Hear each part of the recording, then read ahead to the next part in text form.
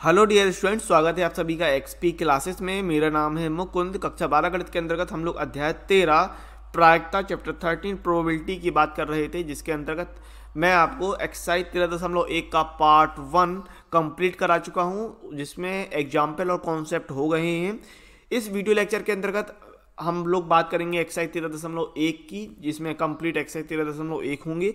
यदि आपने पुराना वीडियो नहीं देखा है तो उसको जरूर देखिएगा, क्योंकि उसमें एग्जाम्पल थे, कॉन्सेप्ट थे, वहाँ पर आपको सारी चीज़ें क्लियर होनी चाहिए। यदि आपने पुराने वीडियो नहीं देखे हैं, अपना पुराना कोर्स पूरा नहीं किया है, तो कक्षा 12 गणित की प्लेलिस्ट को एक बार जरूर चेकआउट कीजिएगा। वहाँ पर आपको मोस्ट इंपोर्टेंट क्वेश्चन की एक सीरीज भी मिल जाएगी, उसको जरूर देखिएगा, क्योंकि वो बोर्ड एग्जाम के पिछले लास्ट ईयर पेपर जो आए हैं क्वेश्चन, उनको लेकर बनाई गई सीरीज है, उसको जरूर देखिए।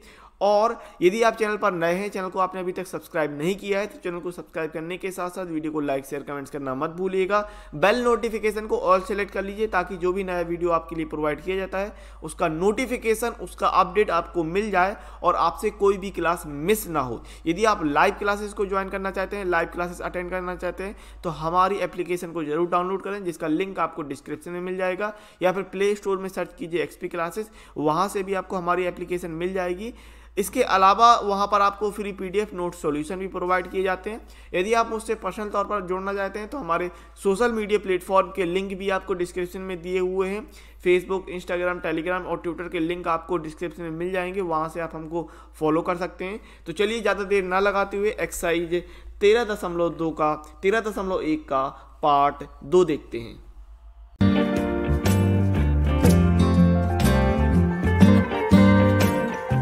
एक्सरसाइज 13.1 की बात करते हैं, ठीक है।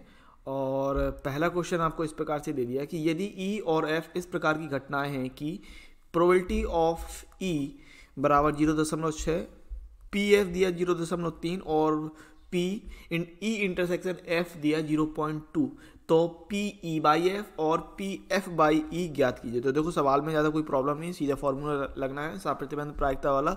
उदाहरण नंबर 1 हमने लगा रखा है, ठीक है। तो यहाँ पर हम ले रहे हैं सबसे पहले दिया है कि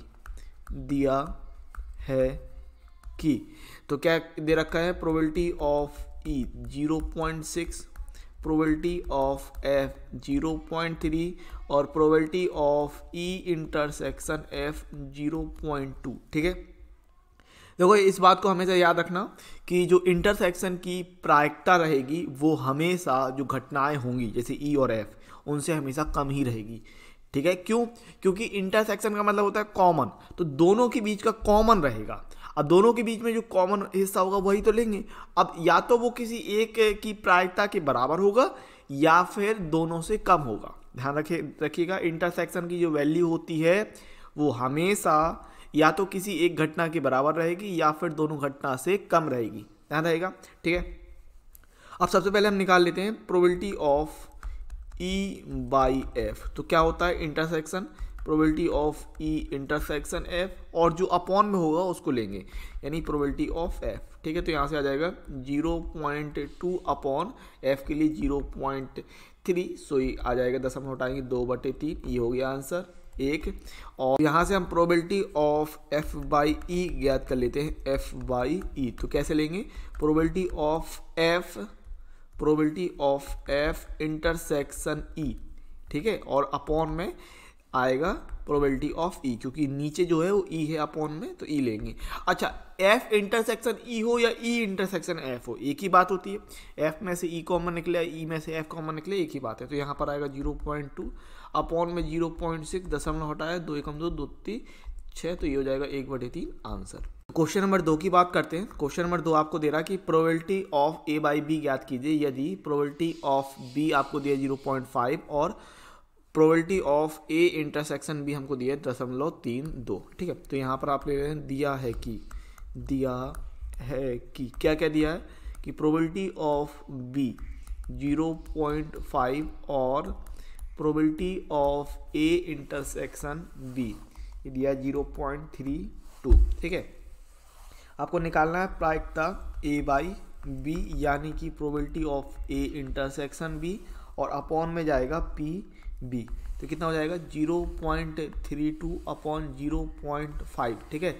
यानी कि एक जीरो लगाया तो ये हो जाएगा 32/50, ठीक है। यहाँ से हम ले रहे हैं 32, दशमलव हटाइए, एक जीरो बढ़ाइए, 32/50, 2 से काट लेंगे तो 16/25 आंसर आ जाएगा, सिंपल। ठीक है ना, तो इतना आंसर हो गया।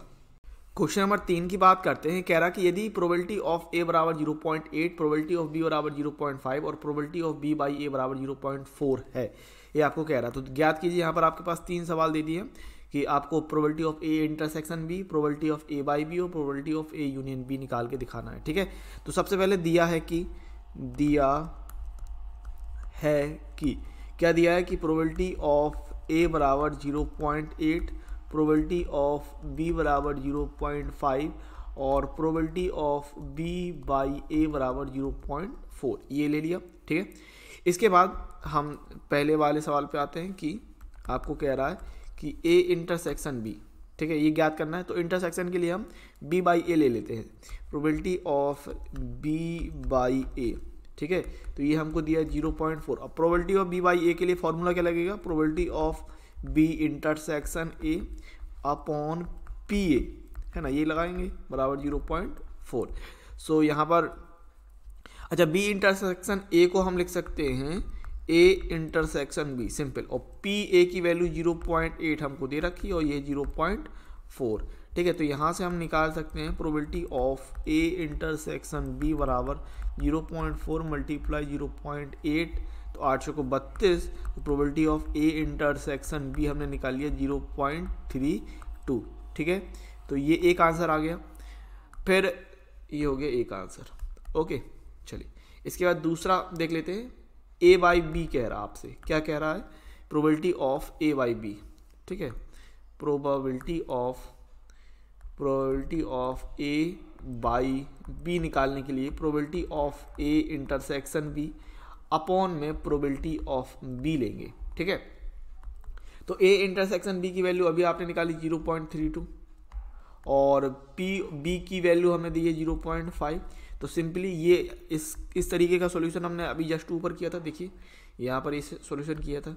ठीक है, 16/25 आ रहा था, तो यहाँ से हम लिख सकते हैं 32/50, है ना, और ये आ जाएगा कितना 16/25। तो यहाँ से आंसर हमने कह दिया कि probability of A by B बराबर, अगर आप भाग भी दे देते हैं तो इसको हम ऐसे देखिए, अगर आप इसको भाग 16/25 आंसर कह सकते हैं, या इसको हम कह सकते हैं अगर आपने 2 का ऊपर नीचे गुणा किया तो 64/100 हो जाएगा, यानी 0.64। ठीक, कितना कह सकते हैं 0.64। ठीक है, 0.64 इतना आंसर कह सकते हैं। तो ये हो गया आंसर दूसरा। ठीक है, अब तीसरा आंसर देखो, यूनियन निकालने के लिए यूनियन के पास यूनियन का अपना फॉर्मूला होता है। ठीक है, तो probability of A union B, formula क्या होता है मैंने ये बता रखा है, probability of A plus probability of B, probability of B minus probability of A. Union है तो यहाँ पर इंटरसेक्शन लेते हैं घटाने पे, सिंपल चीज़ है। ठीक है, और ये फॉर्मूला मैंने देखो 11 में तो है ही आपके, 11 के चैप्टर नंबर 1 में, और पिछले जो इसका पार्ट 1 था वहाँ पर भी मैंने ये फॉर्मूले पर डिस्कशन किया था अपन ने। ठीक है ना, हाँ, तो ध्यान रखिएगा इस बात को। तो यूनियन निकालना है। अच्छा, प्रोबेबिलिटी ऑफ ए यहाँ पर दिया था 0.8, ये दिया था 0.5, माइनस का इंटरसेक्शन की वैल्यू 0.32, तो 8 5 ये कितना 13, है ना। सो 1.3 हो जाएगा, ये 1.3 माइनस का 0.32, तो यूनियन की यहाँ से वैल्यू आ जाएगी 0.98। ठीक है, 0.98, और probability of A union B. ठीक है, तो ये हो गया आंसर। अच्छा, घटाना तो आता है ना दशमलव वाला, कोई दिक्कत नहीं है। देखो 1.3 है, अब आपको सब्ट्रैक्ट करना है 0.32, याद रखिए दशमलव के नीचे 0.32 ऐसे ही लेते हैं, घटाते हैं, और 3 के आगे कुछ नहीं तो एक जीरो यहाँ बढ़ा लो, एक जीरो यहाँ बढ़ा लो, इस तरीके से घटाते हैं। कैसे घटाते हैं, दशमलव के नीचे दशमलव करके। ठीक है, तो यहाँ जाएगा 8, यहाँ आएगा 9.0, इस तरीके से घटाते हैं। ओके, क्वेश्चन नंबर 4 की बात करते हैं। आपसे कह रहा है कि probability of A union B ज्ञात कीजिए यदि ट्वाइस ऑफ पी ए बराबर पी बी बराबर 5/13 और पी ए बाई बी बराबर 2/5। आपको ये सारी जानकारी दे रखी है। ठीक है, तो यहाँ पर दिया है कि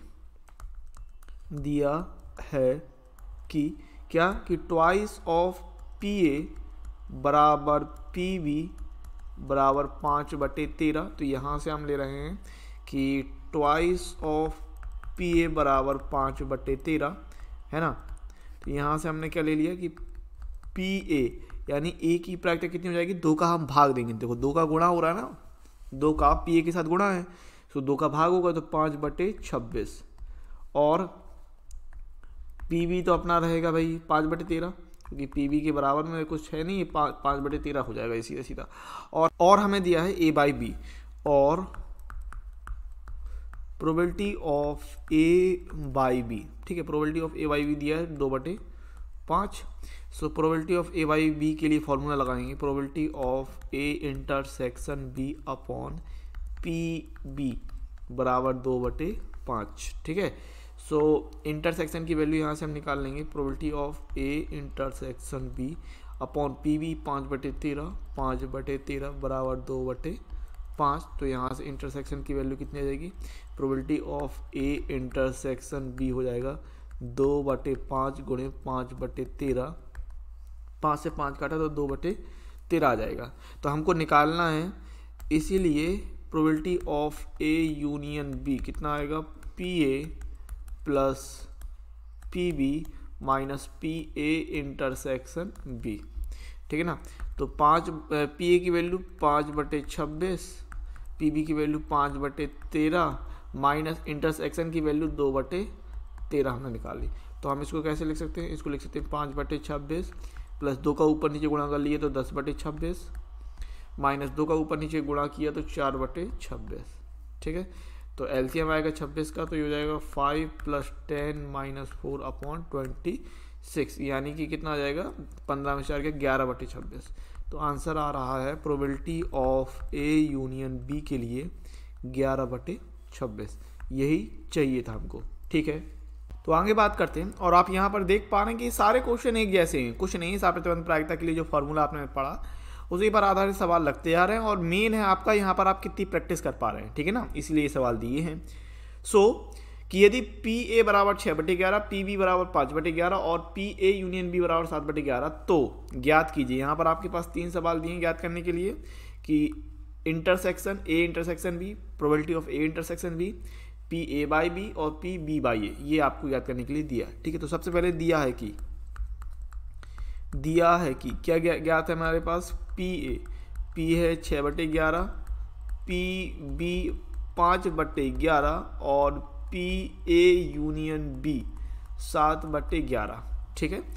तो सिंपली पहला क्वेश्चन ले लेते हैं कि आपको इंटरसेक्शन निकालना है। तो देखो फॉर्मूला हमारे पास क्या कि पी ए यूनियन बी बराबर P A plus P B minus P A intersection B. अब यहाँ समझने वाली बात ये है कि आपको इंटरसेक्शन का मान निकालना है, तो इंटरसेक्शन को यहाँ ले आओ, यूनियन को यहाँ ले आओ। तो फॉर्मूला आप तो इस रूप में भी बना सकते हैं कि इंटरसेक्शन वाले के रूप में भी बना दो अगर फॉर्मूला, तो भी कोई दिक्कत नहीं है ना। यानी probability of A intersection B बराबर probability of P A, probability of A P B minus P A union B, ऐसे ले लेंगे सिंपली। और यहाँ पर बस आपको वैल्यू रखनी है 6/11 प्लस 5/11 माइनस 7/11, तो 6 5 11, 11 में 7 के 4। तो ये इंटरसेक्शन के लिए पी ए इंटरसेक्शन बी, इसमें कोई प्रॉब्लम नहीं है ना, एलसीएम आएगा 11 का, 6 + 5 - 7। तो यहाँ से probability of A intersection B 6 5 11 minus 7/11।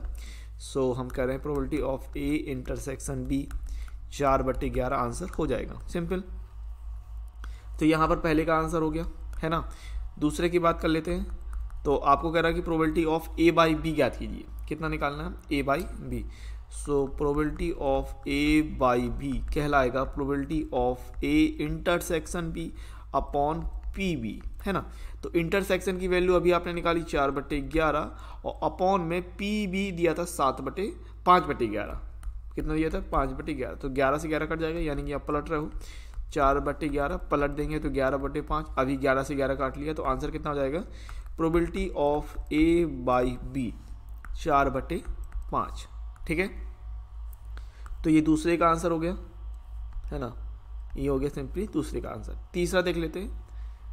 तीसरा क्वेश्चन आपको कह रहा था बी बाई ए, कितना कह रहा था, B by A, probability of B by A, यानी probability of B intersection A upon P ए।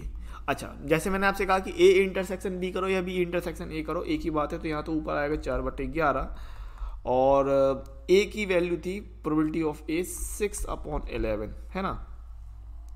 तो ये पलट देंगे 4/11 गुणित 11/6 और 11 से 11 घटा, 2 से हम काट लेंगे, 2 दूनी 4 2 3 6।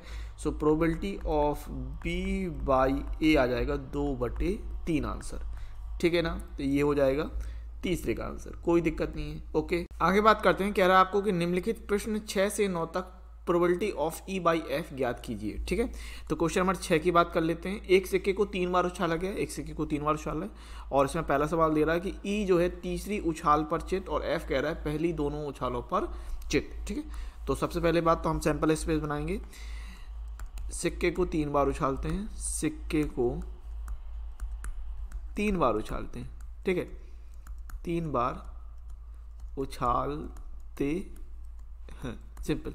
तो यहाँ से एस कितना निकल के आएगा आपको पता है, मैंने बता दिया है किस तरीके से बनाते हैं। H H H, okay, then इसको इस तरीके से ले रहे हैं, H H T H T H H T T, है ना।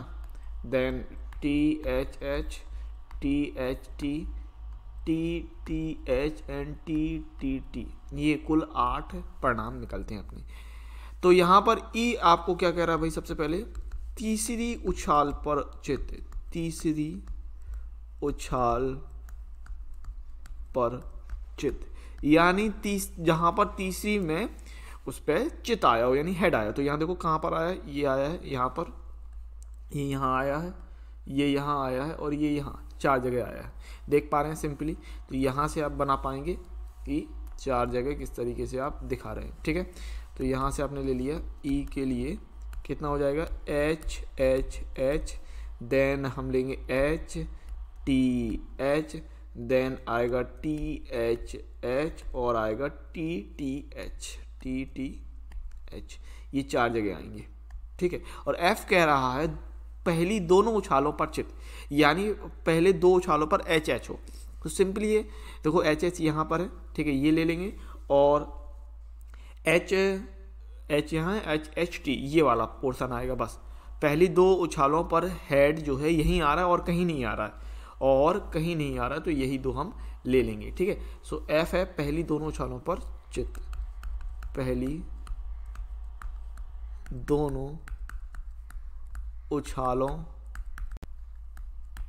पर चित। इसका मतलब यहाँ से क्या हो रहा है, यहाँ पर अगर मैं बात करूँ आपसे तो यहाँ पर f की वैल्यू हो रही है कि एच एच एच और एच एच टी, बस ये दोनों चीज़ें, ठीक है।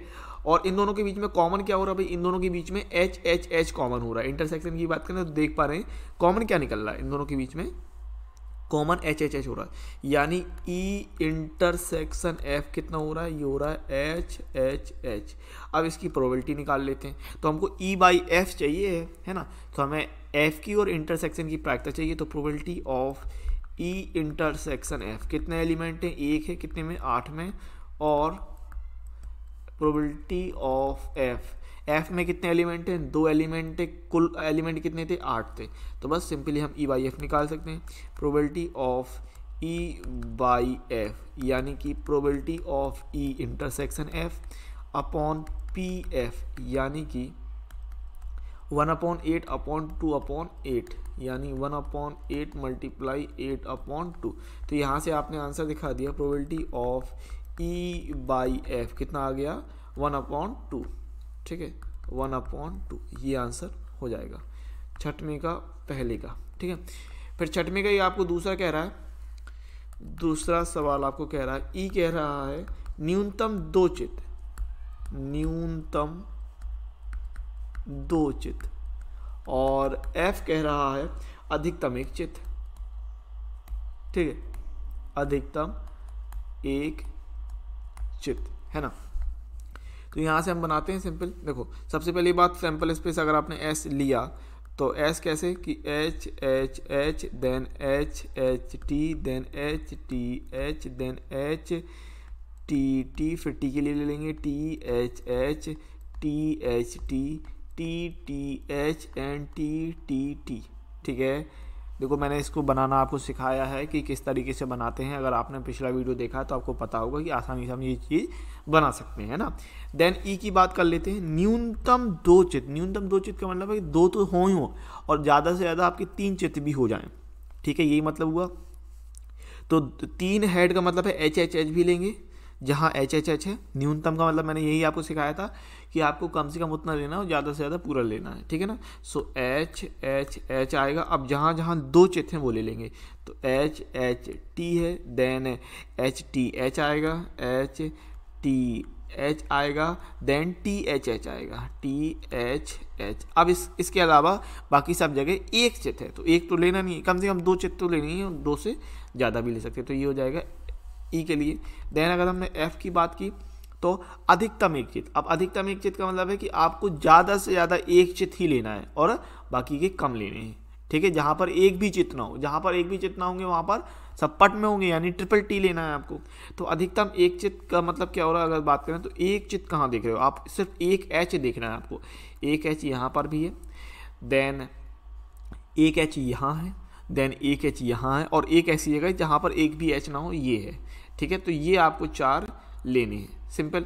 ठीक है, तो F की वैल्यू कितनी हो रही है यहाँ पर अगर हम बात करें तो HTT, then THT, then TTH और TTT, इस तरीके से लेना है ना। अब यहाँ पर बात करेंगे कि कॉमन क्या है दोनों में, क्या कुछ कॉमन दिख रहा है। अगर मैं बात करूँ इसमें अभी आप लोग सवाल में थोड़ा सा करेक्शन कर लेंगे क्योंकि ये सवाल सही नहीं है। यहाँ पर अधिकतम एक चित्र ना होकर अधिकतम 2 चित्र की बात कर रहा है। ठीक है, किताब में भी आप सही कर लीजिएगा, यहाँ पर अधिकतम 2 चित्र होंगे तभी यहाँ पर जो आंसर चाहिए वो निकलने वाला है। तो अब अधिकतम 2 चित्र का मतलब है कि आप ज़्यादा से ज़्यादा 2 H ले सकते हैं। ठीक है, और 2 H ले सकते हैं, 1 H ले सकते हैं, और जहाँ एक भी H नहीं है वहाँ वो ले सकते हैं, यानी TTH को छोड़ के बाकी सब ले सकते हैं। ठीक है, बात समझ आई। देखो अधिकतम 2 चित्र का मतलब क्या हुआ कि आप ज़्यादा से ज़्यादा 2 ही चित्र ले सकते हैं, यानी आप जहाँ पर 3 चित्र वो नहीं ले सकते, बाकी सब ले सकते हैं। अधिकतम 2 चित्र का मतलब ये है कि आप ज़्यादा से ज़्यादा आप 2 चित्र ले सकते हैं, आप 1 चित्र ले सकते हैं, और आप जहाँ पर एक भी चित्र नहीं है वहाँ वो ले सकते हैं। समझ गए बात, यानी TTH को छोड़ के बाकी सब हम ले लेंगे इसमें। तो TTH को छोड़ के बाकी सब ले लेते हैं, तो ये कितना आएगा HHT और ये आएगा HTT THH THT TTH and TTT, ये आएगा इतना। ओके, इस तरीके से। अब इनके बीच में इंटरसेक्शन देखेंगे। ई इंटरसेक्शन एफ बराबर कॉमन क्या है, देखो HHH तो है नहीं है दोनों में, और HHT कॉमन देखो HHT ये है, HTH ये है, और THH और THH ये है। कॉमन तो आपको मिल गया, ये 3 पार्ट जो हैं वो कॉमन है। ओके, सो यहाँ से हमने कॉमन हिस्सा निकाला HHT और HTH और THH। ठीक है, ये हो गया कॉमन हिस्सा। अब अगर हम बात करते हैं प्रायिकता की, तो probability of E intersection F कितना 3/8, और एफ की प्रायिकता अगर आपने निकाली तो एफ कितने हैं भाई एलिमेंट, 7 एलिमेंट देखना हो तो 7/8। ठीक है, अब यहाँ पर हम probability of E by F निकाल लेंगे, तो प्रायिकता probability of E intersection F upon probability of F अगर आपने किया तो 3/8 अपॉन 7/8, यानी कि 3/8 गुणे 8/7। तो यहाँ से हमने आंसर कितना दिखा दिया कि probability of E by F बराबर 3/7। ठीक है, सो ये हो जाएगा आंसर सिंपली। अच्छा, वहाँ पर क्वेश्चन में ध्यान रखना कि क्वेश्चन में करेक्शन आप कर लेना, अधिकतम 2 चित्र पर आएगा वो आंसर। ठीक है, और नहीं अगर करोगे तो फिर वहाँ पर कुछ कॉमन ही नहीं करने हो रहा था, कुछ कॉमन नहीं हो रहा था, तो उस केस में फिर हम वहाँ पर वैल्यू 0 लेते। अब वैल्यू 0 लेते तो फिर वो ई बाई एफ जो होता वो 0 हो जाता है ना, ऐसा हो जाता। फिर इतना ही हो सकता था, उसमें और कुछ नहीं था। अब इसके बाद हम छठवें का तीसरा देखने वाले हैं। तो छठवें का तीसरा हमें क्या कह रहा है कि अधिकतम 2 पट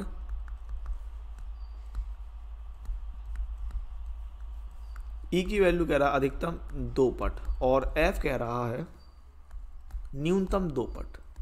ठीक है, न्यूनतम 2 पट, ठीक है। सो सबसे पहले हम एस ले लेते हैं। तो एस क्या है भाई कि H H H then H H T then H T H then H T T then T H H T H T T T H T T T, okay.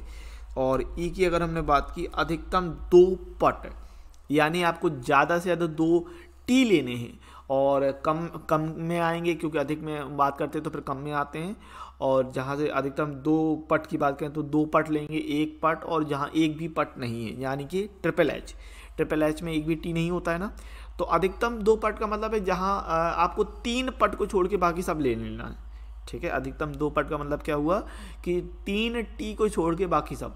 अधिकतम 2 पट में मतलब हम 2 पट लेंगे, और एक जहाँ पर 1 पट आ रहा हो यानी 1 टी आ रहा हो वहाँ लेंगे, और जहाँ एक भी टी नहीं है वो भी लेंगे।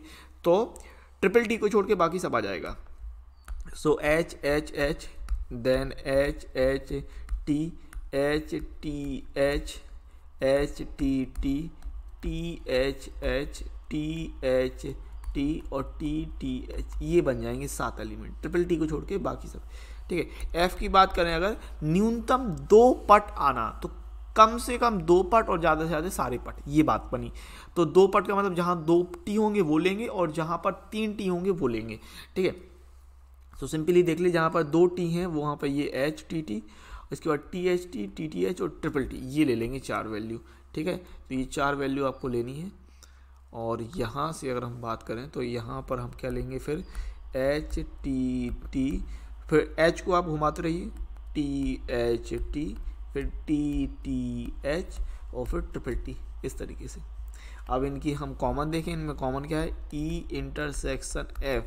तो ट्रिपल टी को छोड़ के बाकी सब ये कॉमन हो रहा है ना, बाकी सब कॉमन हो रहा है। आप देख पाएंगे कि देखिए H T T common, T H T common, और टी टी एच और ये टी टी एच कॉमन, ठीक है।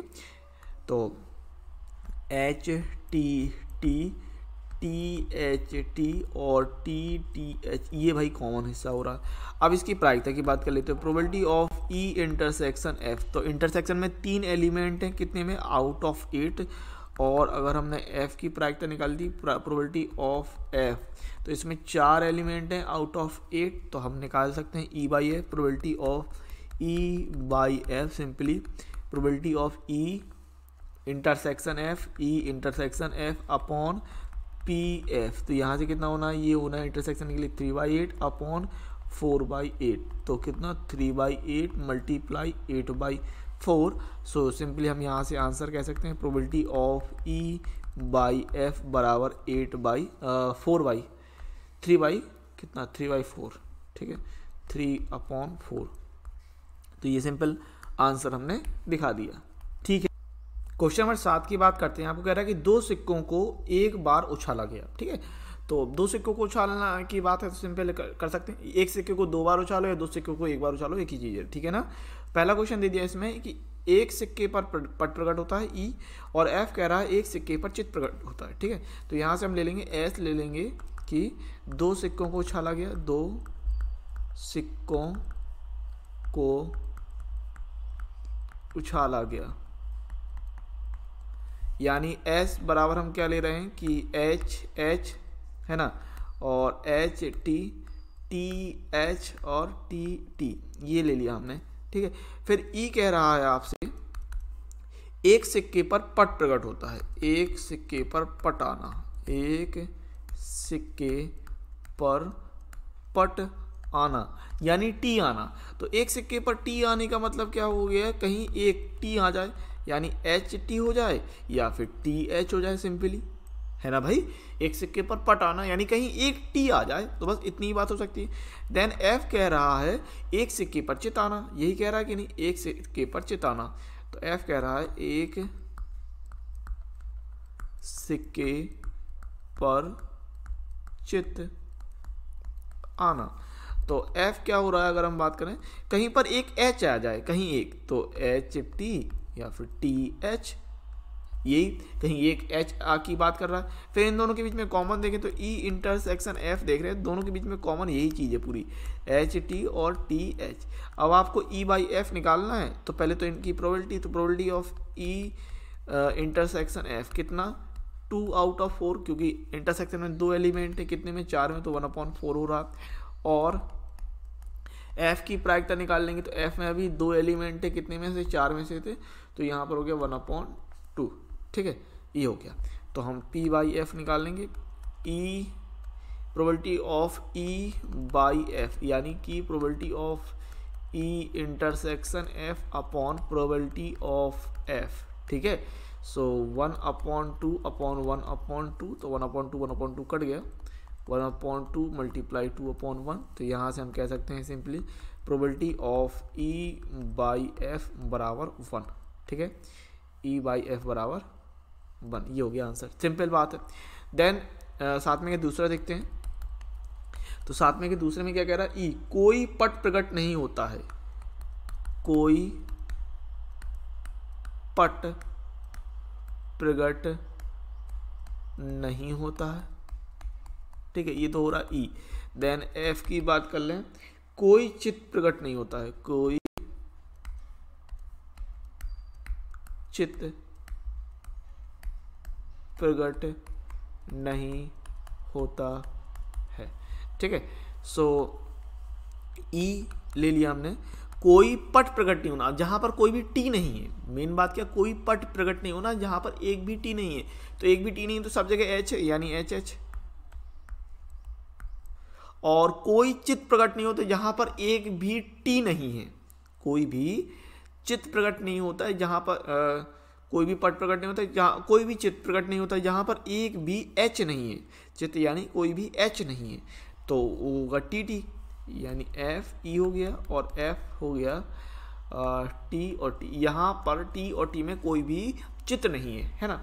सो इतना ले लेंगे। अब इनके बीच में कॉमन क्या हो रहा, कुछ भी नहीं हो रहा, यानी ई इंटरसेक्शन एफ क्या है, फाई है, तो प्रोबेबिलिटी क्या होगी, ई इंटरसेक्शन एफ की प्रायिकता हो जाएगी 0 और प्रोबेबिलिटी ऑफ एफ की प्रायिकता हो जाएगी 1/4।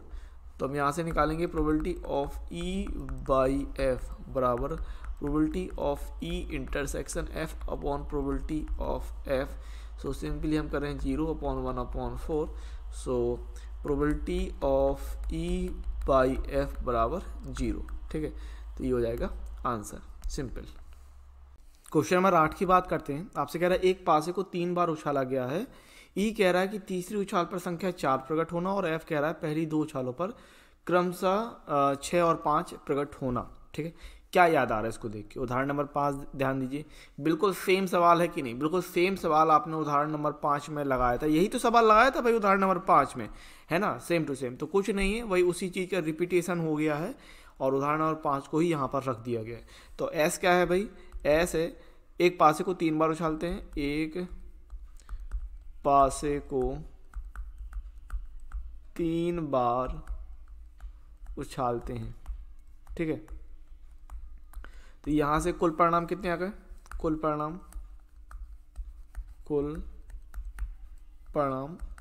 6 × 6 × 6 यानी 216।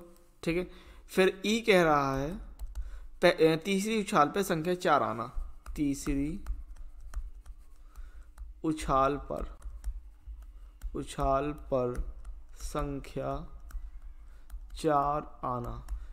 ठीक है, तो इसके लिए बनाएंगे अगर ई, तो तीसरी उछाल पर संख्या 4 का मतलब क्या है कि 1 1 4, फिर 1 2 4 एंड इसको ले लेते हैं इस तरीके से 1 3 4 1 4 4 1 5 4, ये 1 होगा यहाँ पर 1 5 4 एंड 1 6 4।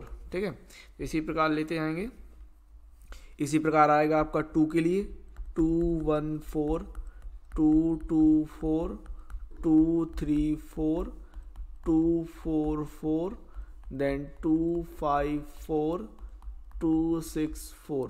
ठीक है, 2 6 4, 3 के लिए लेंगे 3 1 4 3 2 4 3 3 4 3 4 4 3 5 4 3 6 4, then 4 1 4 4 2 4 4 3 4 4 4 4, ओके।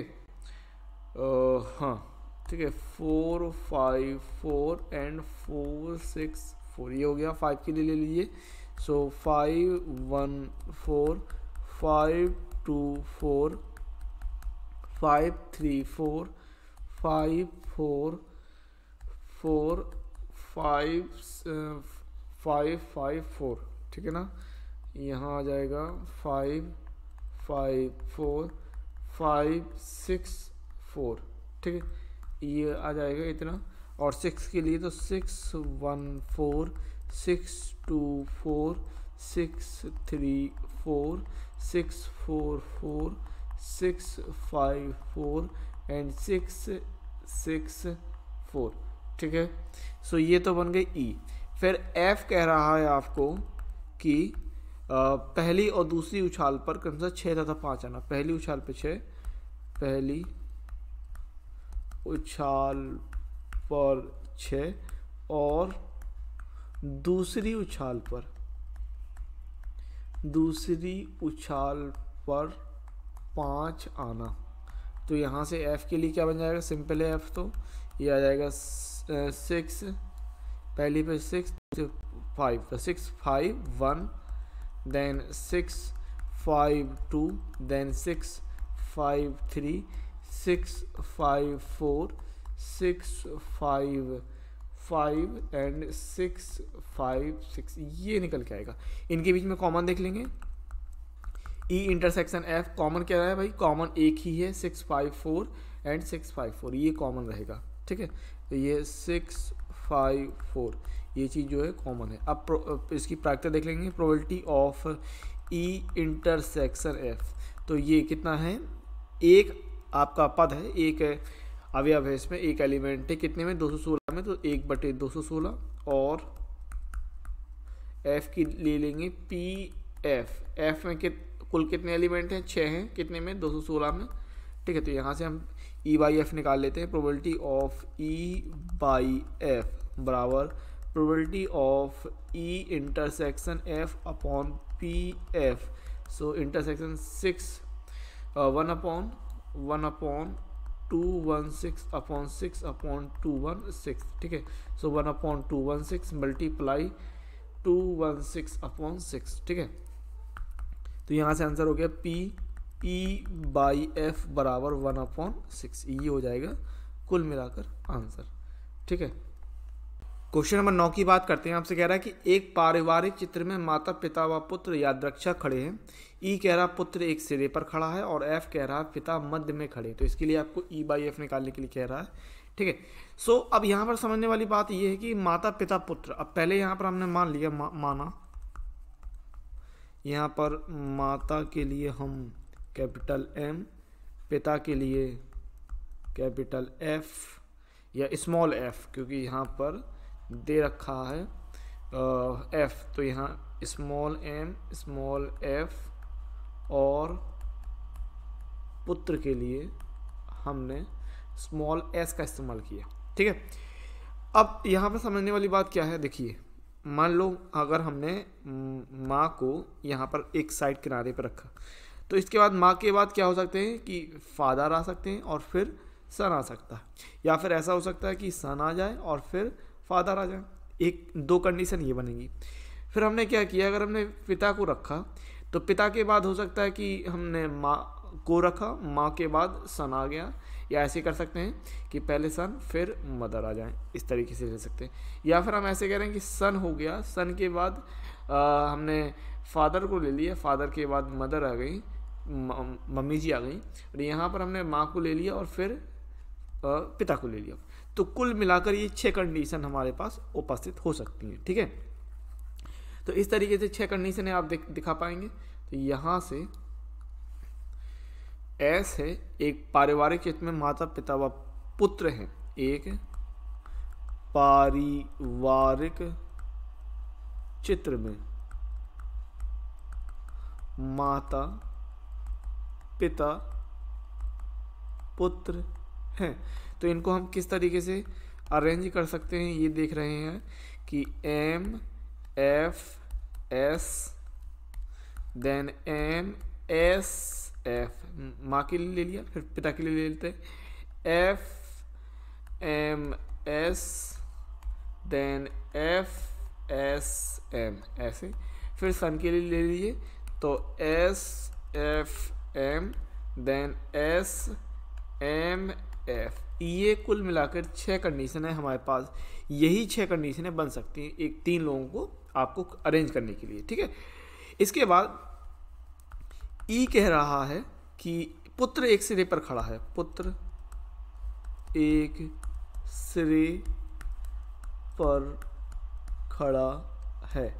तो मतलब पुत्र मध्य में नहीं है, बीच में नहीं है, किनारे पर है। अब वो कोई भी किनारा हो सकता है, दायां या बायां, कोई भी हो सकता है, ठीक है। तो जो बीच वाला हिस्सा है जहां पर पुत्र मध्य में है, ये वाला हिस्सा और ये, इन दोनों को छोड़ के बाकी चारों चीजें ले लेंगे, ठीक है।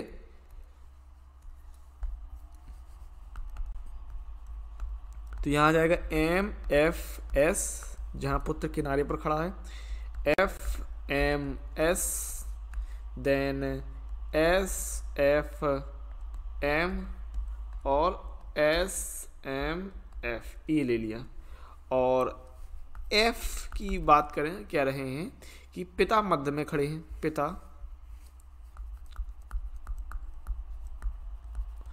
मध्य में खड़े हैं। तो जब पिता मध्य में खड़े हैं तो आपको देखना है एफ बीच में कहाँ है। एफ बीच में, ये देख पाएंगे, ये एफ यहाँ पर बीच में ये है, इसके अलावा ये यहाँ एफ बीच में है। बस यही 2 जगह हो सकती हैं एफ के बीच के होने की, ठीक है। तो इस तरीके से हमने निकाल लेंगे, ये हो जाएगा एम एफ एस ये, या फिर एस एफ एम, ठीक है। अच्छा, इन दोनों का इंटरसेक्शन यही 2 पार्ट हैं, देखिए यहाँ पर एम एफ एस और एस एफ एम ये कॉमन हो रहा है। तो ई इंटरसेक्शन एफ कॉमन कितना हो रहा है, एम एफ एस और एस एफ एम, यही पार्ट कॉमन हो रहा है। अब बस प्रायिकता ले लेंगे तो probability of E intersection F कितना हो रहा है, 2 आउट ऑफ 6 है ना, 1/3। और प्रोबेबिलिटी ऑफ एफ की बात करें तो ये भी 2 एलिमेंट है, कितने में, 6 में, सो 1/6। तो यहाँ से 1/3, ठीक है। यहाँ से probability of E by F निकालेंगे, probability of E intersection F upon probability of F. तो कितना, 1/3 अपॉन 1/3 हो जाएगा 1/3 मल्टीप्लाई 3/1। सो हमने यहाँ से आंसर कितना कह दिया कि भाई probability of E by F बराबर 1, सिंपल, ठीक है। तो ये हो जाएगा आंसर, ओके। क्वेश्चन नंबर 10 की बात करते हैं। आपसे कह रहा है एक काले और एक लाल पासे को उछाला गया है, पासों पर प्राप्त संख्याओं का योग 9 होने की साफ प्रतिबंध प्रायिकता ज्ञात कीजिए यदि यह ज्ञात हो कि काले पासे पर 5 प्रकट हुआ है, ठीक है। तो एक काला और एक लाल पासे कहने का मतलब है यहाँ 2 पासों की बात हो रही है। तो एक काला तथा एक लाल पासा फेंकने पर कुल परिणाम कितने हैं, 6 × 6 यानी कि 36। 2 पासों की बात हो रही है, ठीक है। तो क्या ज्ञात करना है, हमें ज्ञात करना है पासों पर प्राप्त संख्याओं का योग 9। तो पासों पर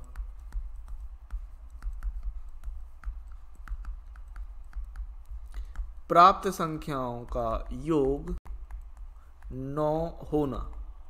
अब पासों पर प्राप्त संख्याओं का योग 9 कैसे होगा, देखो, एक के साथ तो 8 जुड़ेगा नहीं क्योंकि पासे में 8 नहीं आता है, 2 के साथ 7 नहीं जुड़ेगा क्योंकि पासे में 7 नहीं होता, तो 3 पकड़ेंगे। तो 3 6 देन 4 4 3 6 नहीं 3 5, ठीक है। 2 6 आएगा, 9 लेना ना, हाँ। तो 3 6 ओके, देन 4 5 देन 5 4 देन 6 3, यही 4 एलिमेंट ही निकलेंगे। अब इन चारों को जोड़ने पर 9 मिलता है। पासों पर प्राप्त संख्याओं का योग 9 होना। तो योग 9 कब होगा पासों पर, 3 6 4 5 5 4 या 6 3 करके, ऐसे ही हो सकता है, ठीक है।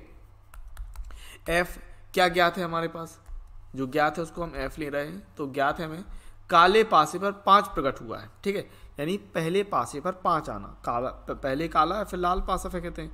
तो कह रहा है यह ज्ञात है कि काले पासे पर 5 आता है। तो काले पासे पर 5 आने का मतलब लाल पासे पर हम 1 2 3 4 5 6 ले रहे हैं, यानी 5 के साथ 1, 5 के साथ 2, 5 3, 5 4, 5 5, 5 6 इस तरीके से ले रहे हैं, ठीक है। तो काले पासे यानी पहले पासे पर 5 आना, ठीक है, पहले पासे पर 5 आना। ओके, सो एफ क्या ले रहे हैं, पहले पासे पर 5 आना, 5 1 5 2 5 3 5 4 5 5 5 6 है ना। इनके बीच में कॉमन क्या है, ई इंटरसेक्शन एफ कॉमन है 5 4, एक ही चीज़ कॉमन है 5 4, ठीक है। तो बस यहाँ से निकाल देंगे हम पहले इंटरसेक्शन की प्रायिकता। तो इंटरसेक्शन की प्रायिकता 1/36 और एफ की प्रायिकता अगर हम बात करें तो 6/36। तो ई बाई एफ निकाल लेंगे, probability of E by F यानी probability of E intersection F upon probability of F, यानी कि 1/36/6/36 यानी 1/36 मल्टीप्लाई 36/6। तो अभीष्ट यहाँ से हमने निकाल दिया answer P E by F बराबर 1/6, ठीक है, ये आंसर हो जाएगा। ओके, आगे बात करते हैं 10वें का बी देखते हैं। पासों पर प्राप्त संख्याओं का योग 8 होने की साप्रतिबंध प्रायिकता ज्ञात कीजिए यदि यह ज्ञात हो कि लाल पासे पर प्रकट संख्या 4 से कम है, ठीक है। तो आपके पास क्या था, एक काला और एक लाल पासा था, तो कुल परिणाम हो रहे थे 36। अब यहाँ पर हमें ज्ञात करना है पासों पर प्राप्त संख्याओं का योग 8 होना, ठीक है। तो ई ले लिया, पासों पर प्राप्त संख्याओं का योग 8। तो योग 8 कब होगा, देखो 1 के साथ 7 तो आएगा नहीं, ठीक है, तो 2 के साथ लेंगे भाई 2 6, ठीक है, 3 5 ये आएगा, देन 4 4 और 5 3 एंड 6 2, यही आपकी पॉसिबिलिटीज हैं, ठीक है। फिर कह रहा है यदि यह ज्ञात हो कि लाल पासे पर प्रकट संख्या 4 से कम, यानी दूसरे जो पासा है लाल पासा उस पर 4 से कम का मतलब है 1 आए 2 आए 3 आए बस, ठीक है। यानी कि लाल पासे यानी कि दूसरे पासे पर 4 से कम। अब 4 से कम का मतलब कितना हुआ, 1 2 3 अंक आना, ठीक है। तो इस हिसाब से देखो दूसरे पासे पर 1 2 3 आएंगे, पहले पासे पर 1 2 3 4 5 सब आएंगे, 1 2 3 4 5 6 है ना। तो यहाँ से क्या बनेगा 1 1 1 2 1 3 बस इतना है ना। 1 1 आएगा, 1 2 आएगा, 1 3 आएगा, क्योंकि दूसरे पासे पर 1 2 3 ही आने हैं, 4 5 6 नहीं आने, ठीक है, यही कह रहा है वो। फिर 2 1 2 3 2 2 यहाँ पर 2 2, ठीक है, देन 2 3, फिर 3 1 3 2 एंड 3 3 ये ले लिया, फिर 4 के साथ 4 1 4 2 4 3 6 5 1 5 2 एंड 5 3, ठीक है, और 6 1 6 2 एंड 6 3। ओके, कॉमन क्या देख पा रहे हो, 6 2 कॉमन है, 5 3 कॉमन है, बस यही दो चीज़ें कॉमन है, ठीक है। इनका इंटरसेक्शन हो रहा है, ई इंटरसेक्शन एफ कॉमन है 5 3, ओके, और 6 2, यही दो चीज़ें कॉमन है। तो यहाँ से प्रायिकता ज्ञात कर लेंगे, probability of E intersection F हो जाएगा 2/36 और एफ की प्रायिकता कितनी हो जाएगी भाई, यहाँ पर अगर हम बात करें तो 9 दूनी 18 हैं, तो प्रोबेबिलिटी ऑफ एफ 18/36 है ना। तो probability of E by F हम निकालें, तो probability of E intersection F upon P F, तो कितना हो जाएगा ये 2/36 18/36 यानी कि 2/18। ठीक है, 36 से 36 कट गया, यहाँ से आपको मिल गया प्रोबेबिलिटी ऑफ E/F बराबर 1/9। ठीक है, तो ये आंसर हो जाएगा। ओके, क्वेश्चन नंबर 11 देखते हैं। आपसे कह रहा है कि एक न्याय पासे को उछाला गया है घटनाओं E बराबर 135, F बराबर 23 और G बराबर 2345 के लिए निम्नलिखित ज्ञात कीजिए। तो पहला सवाल क्या है, आपको यहाँ पर 3 सवाल आपको दे दिए हैं। तो पहला सवाल कह रहा है कि PE/F और PF/E। तो देखो सवाल बहुत ही ज़्यादा सिंपल है। अब इन सवालों में आपको कोई ज़्यादा समस्या नहीं होनी चाहिए। ठीक है, तो E/F और F/E की अगर हम बात करें तो यहाँ पर आपको पहले ले लेना है दिया है कि क्या कि E हमको दे दिया है 135। ठीक है, और F दे दिया है 23। ठीक है, तो यहाँ पर इंटरसेक्शन निकालें E इंटरसेक्शन F। तो कॉमन क्या है, 3 है कॉमन। ठीक है, अब E/F के लिए इनकी पहले प्रायिकता निकालते हैं P। अच्छा, एक न्याय सिक्के को उछाला गया है, ध्यान रखिएगा। तो S जो रहेगा S पासे को उछाला गया, पासे को का उछलना या फेंकना। ठीक है, तो यहाँ से S क्या निकल के आएगा हमारे पास 1 2 3 4 5 6 ये निकल के आएगा। ठीक है, तो इसके लिए निकालेंगे, कुल परिणाम हमारे पास 6 रहेंगे। तो प्रोबेबिलिटी ऑफ E 3/6 हो जाएगा। देन प्रोबेबिलिटी ऑफ F 2/6 हो जाएगा। और probability of E intersection F 1/6 हो जाएगा। ठीक है, तो यहाँ से हम इसमें पहले पॉइंट में हम निकालते हैं प्रोबेबिलिटी ऑफ E/F, यानी कि probability of E intersection F upon probability of F। So intersection के लिए 1/6 अपॉन F की प्रायिकता है 2/6। तो यहाँ से आंसर कितना मिल जाएगा हमें 1/2, क्योंकि 6 से 6 काटा तो 1/2 आंसर हो गया। ठीक है, इसके बाद हम प्रोबेबिलिटी ऑफ F/E निकालते हैं। तो ये हो जाएगा प्रायिकता probability of F intersection E और अपॉन प्रोबेबिलिटी ऑफ E। जो अपॉन में होता है, मतलब जो नीचे होता है, उसी को हम नीचे रखते हैं। ठीक है, जैसे E अपॉन में है तो E को नीचे रखेंगे। तो इंटरसेक्शन देखो, E इंटरसेक्शन F करें चाहे F इंटरसेक्शन E करें, एक ही बात है। तो यहाँ पर इंटरसेक्शन की प्रायिकता कितनी है भाई 1/6 और E की प्रायिकता है 3/6। तो 6 से 6 कट जाएगा, 1/3 आंसर आ जाएगा। ठीक है, इसके बाद दूसरा सवाल देखें इसमें। तो E/G और G/E कह रहा है। ठीक है, प्रायिकता हमको निकालनी किसकी, प्रोबेबिलिटी ऑफ E/G और G/E। ठीक है, और प्रोबेबिलिटी ऑफ G/E ये निकालना है। ठीक है, सो हमें E कितना दिया था, E दिया था 135, E दिया था 135 और G था कितना, G है 2345। ठीक है ना। ओके, तो इनके बीच में कॉमन निकाले E इंटरसेक्शन G। तो कॉमन कितना है 35 है कॉमन। अब प्रायिकता देख लेते हैं, प्रोबेबिलिटी ऑफ E तो हो रहा था 3/6, प्रोबेबिलिटी ऑफ G हो जाएगा 4/6 और probability of E intersection G हो जाएगा 2/6। तो हमको निकालना है प्रायिकता E/G। आएगा probability of E intersection G upon probability of G। ठीक है, ओके। सो E इंटरसेक्शन G कितना होगा 2/6 अपॉन में G की प्रायिकता है 4/6। तो 6 से 6 कटा, 2/4 बराबर 1/2 आंसर हो जाएगा। देन प्रोबेबिलिटी ऑफ G/E अगर निकालते हैं तो कितना, प्रायिकता probability of G intersection E upon में PE। ओके, सो E इंटरसेक्शन G हो या G इंटरसेक्शन E हो, एक ही बात है। तो इंटरसेक्शन की प्रायिकता थी 2/6 अपॉन E की प्रायिकता है 3/6। सो आंसर हो जाएगा 2/3। 6 से 6 हमने काट दिया। ठीक है, ये हो गया आंसर। देन तीसरा इसमें सवाल कह रहा है आपसे कि P probability of E union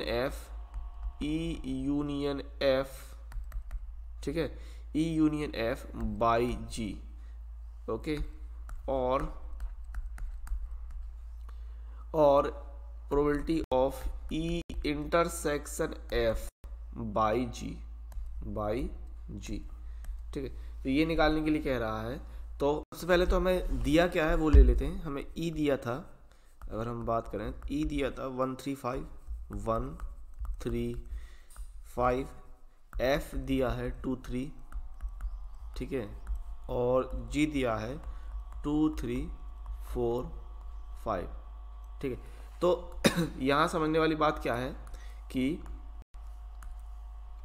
यहाँ समझिए ई यूनियन एफ कह रहा है ना, तो पहले तो हम ई यूनियन एफ करेंगे, और जो अपॉन में चीज़ होती है उसके साथ इंटरसेक्शन होता है। किसके साथ? जी है अपॉन में, तो जी के साथ इंटरसेक्शन लेंगे। तो पहले हम ई यूनियन एफ ले लेते हैं, ई यूनियन एफ। तो ई और एफ का यूनियन कराएंगे तो 1 2 3 5 आएगा, ठीक है। और जी अपॉन में दिया तो जी के साथ इसका इंटरसेक्शन रहेगा, ई यूनियन एफ इंटरसेक्शन जी। तो जी के साथ क्या कॉमन देख रहे हैं? 2 3 5 कॉमन है, ठीक है ना। 2 3 और 5 कॉमन दिख रहा है आपको इस तरीके से। तो अब इसकी प्रायिकता निकालेंगे, probability of E union F intersection G, ठीक है। तो इसकी प्रायिकता हो जाएगी 3/6 और अपॉन में जी रहेगा, तो प्रोबेबिलिटी ऑफ जी की प्रायिकता रहेगी 4/6, ठीक है। तो यहाँ से हमको निकालना था प्रायिकता ई यूनियन एफ बाई जी, ये निकालना था। तो ये फॉर्मूले के आधार पे क्या बनेगा? देखो अपॉन में जो चीज़ होगी उसका इंटरसेक्शन होता है, ध्यान रखना। तो ई यूनियन एफ और इंटरसेक्शन जी, इसकी प्रायिकता अपॉन पी जी, ठीक है।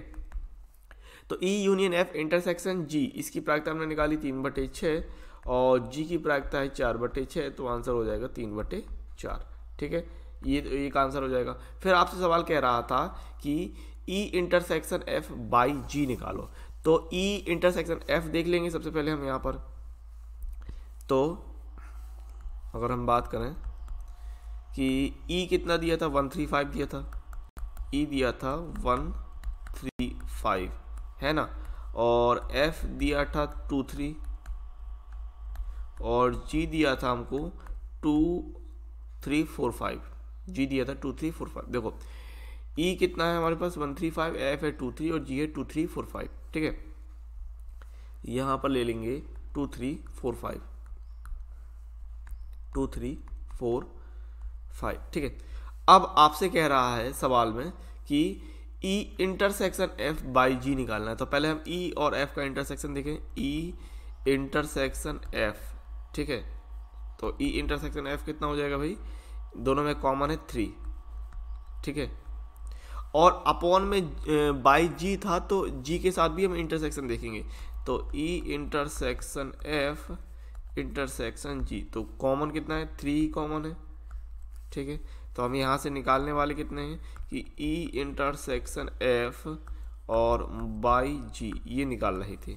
तो फॉर्मूले के आधार पे E probability of E intersection F, ध्यान रखना हमेशा जो चीज़ नीचे रहेगी, जैसे जी नीचे है तो जी के साथ हम इसका इंटरसेक्शन कराने वाले हैं। जी के साथ क्या कराने वाले हैं? इंटरसेक्शन। तो ई इंटरसेक्शन एफ इंटरसेक्शन जी, ठीक है, इतना बनेगा अपॉन में प्रोबेबिलिटी ऑफ जी, ठीक है। तो ई इंटरसेक्शन एफ इंटरसेक्शन जी, अगर हम इसकी बात करें यहाँ पर, तो इसकी प्रायिकता आएगी probability of E intersection F intersection G, इसकी प्रायिकता कितनी हो जाएगी? 1/6 और प्रोबेबिलिटी ऑफ जी कितना हो रहा है? 4/6। तो यहाँ पर सिंपल 1/6 अपॉन 4/6, तो आंसर हो जाएगा 1/4। तो इस तरीके से दिखाना था, ठीक है।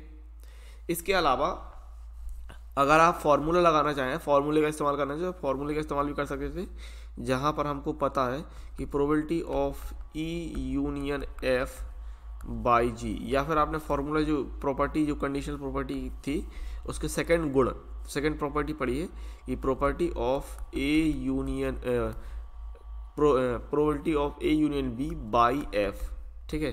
तो ये आपने पढ़ रखा है, probability of A by F plus probability of B by F minus probability of A intersection B और बाई एफ, ठीक है। तो ये फॉर्मूला आपने पढ़ा, इसका इस्तेमाल करना चाहो तो इसका इस्तेमाल कर सकते हैं, नहीं तो इस तरीके से निकालना चाहो तो सीधे सीधे इस तरीके से भी आ जाएगा। क्वेश्चन नंबर 12 की बात करते हैं। आपसे कह रहा है कि मान लें कि जन्म लेने वाले बच्चे का लड़का या लड़की होना समसंभाव्य है। यदि किसी परिवार में 2 बच्चे हैं तो दोनों बच्चों के लड़की होने की साप्रतिबंध प्रायिकता क्या है? यदि यह दिया गया है कि सबसे छोटा बच्चा लड़की है, सबसे न्यूनतम एक बच्चा लड़की है, ये आपको सवाल में कह रहा है। ठीक है, तो एस ले लेंगे सबसे पहले, सैंपल स्पेस के बारे में बात करें। परिवार में 2 बच्चे, अब देखो इस तरीके के सवाल हमने एग्जाम्पल में लगाया था, ठीक है ना, आपको ध्यान रखना है। बिल्कुल सेम इसी प्रकार का सवाल हमने एग्जाम्पल में लगाया था और मैंने आपसे कहा था कि वो सवाल आपका मोस्ट इंपॉर्टेंट सवाल है। ठीक है, तो अभी एस के बारे में बात कर लेते हैं कि परिवार में 2 बच्चे हैं। ठीक है, तो लड़का लड़की होने की संभावना किस प्रकार से लेते हैं? अच्छा, ये जो सवाल था हमने उदाहरण नंबर 2 में लगाया था, ठीक है ना, और मैंने आपको ये कहा था कि ये उदाहरण नंबर 2 जो है मोस्ट इंपॉर्टेंट सवाल है। तो ध्यान रखिएगा कि उदाहरण नंबर 2 जो आपका परिवार में 2 बच्चों वाला सवाल था, मोस्ट इंपॉर्टेंट सवाल है, इस बात को याद रखिएगा। ठीक है, तो यहाँ से एस बराबर हम क्या लेंगे अब? अच्छा, यहाँ पर पहले मान लेते हैं कि लड़का लड़की किस तरीके से, तो हमने लड़का ले लिया बी और लड़की को कह दिया जी। ठीक है, गर्ल एंड बॉय। तो हो सकता है पहले बॉय बॉय हो जाए या फिर boy girl, girl and boy, या फिर गर्ल और गर्ल, इस तरीके से हो जाए। ठीक है, ये क्लियर बात है। आपको ज्ञात क्या करना है? तो दोनों बच्चों के लड़की होने की साप्रतिबंध प्रायिकता ज्ञात करो। तो जो ज्ञात करना होता है उसको हम ई मान लेंगे। ठीक है, तो दोनों बच्चों का लड़की होना, दोनों बच्चों का लड़की होना, तो दोनों बच्चों का लड़की होने का मतलब दोनों बच्चे लड़की हैं, यानी जी एंड जी की बात कर रहा है। ठीक है, फिर इसमें आ जाओ पहला पॉइंट, ये तो हो गया। फिर पहला पॉइंट क्या है कि सबसे छोटा बच्चा लड़की है, तो इसको एफ, ये ज्ञात है, तो सबसे छोटा बच्चा लड़की है। अब से सबसे छोटा बच्चा लड़की होने का मतलब है दूसरे नंबर का जो बच्चा है वो जी हो जाए, लड़की हो जाए, गर्ल हो जाए। तो पहले में क्या हो सकता है? या तो लड़की आ जाए या लड़का आ जाए पहले में, है ना। तो एफ कितना हो सकता है अभी? या तो हम ले रहे हैं बी जी या फिर जी एंड जी, सिंपल। इतना आपको क्लियर रहना चाहिए कि दूसरा बच्चा, सबसे छोटा बच्चा लड़की है। सबसे छोटा बच्चा लड़की होने का मतलब है सबसे बड़ा लड़का क्या हो सकता है? सबसे बड़ा लड़का लड़का हो सकता है, सबसे बड़ा बच्चा लड़का हो सकता है, सबसे बड़ा बच्चा लड़की हो सकता है ना। यही कंडीशनें बन सकती है।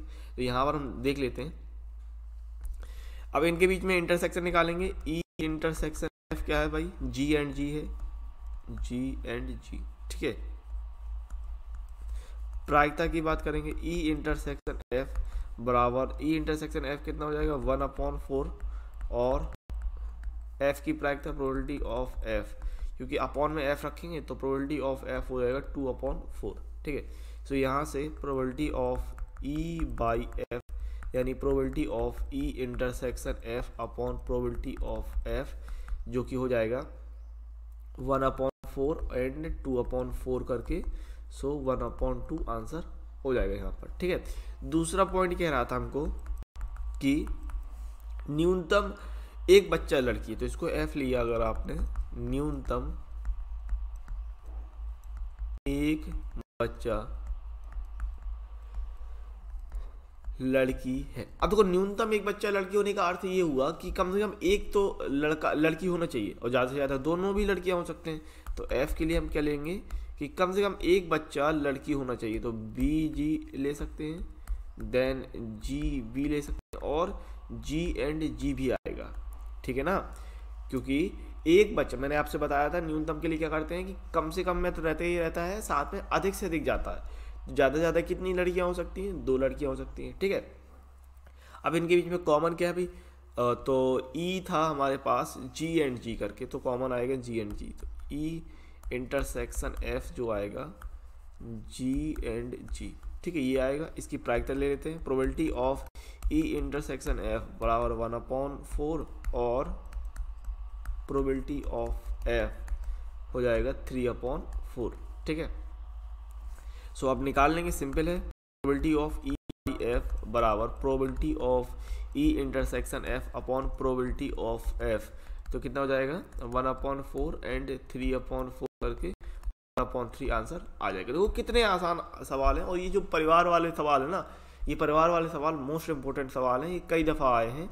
क्वेश्चन नंबर 13 की बात करते हैं। आपसे कह रहा है कि एक प्रशिक्षक के पास 377 प्रकार के आसान प्रश्न, 277 प्रकार के कठिन प्रश्न, 500 बहुविकल्पी प्रकार के आसान प्रश्न और 400 बहुविकल्पी प्रकार के कठिन प्रश्नों का संग्रह है। ठीक है, यदि प्रश्नों के संग्रह से एक प्रश्न यादृच्छिक चुना जाता है तो एक आसान प्रश्न की बहुविकल्पी होने की प्रायिकता क्या होगी। ठीक है, आसान प्रश्न जो कि बहुविकल्पी है, इस तरीके का सवाल आपको कह रहा है। ठीक है, तो समझिएगा, पहले तो हम इसको एक क्रमबद्ध तरीके से ले लेते हैं। यहाँ पर हमने मान लिया प्रशिक्षक के पास प्रश्न, ठीक है, प्रशिक्षक के पास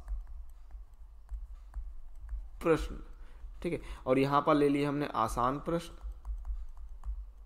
आसान प्रश्न, और यहाँ पर लिख दिया हमने कठिन प्रश्न।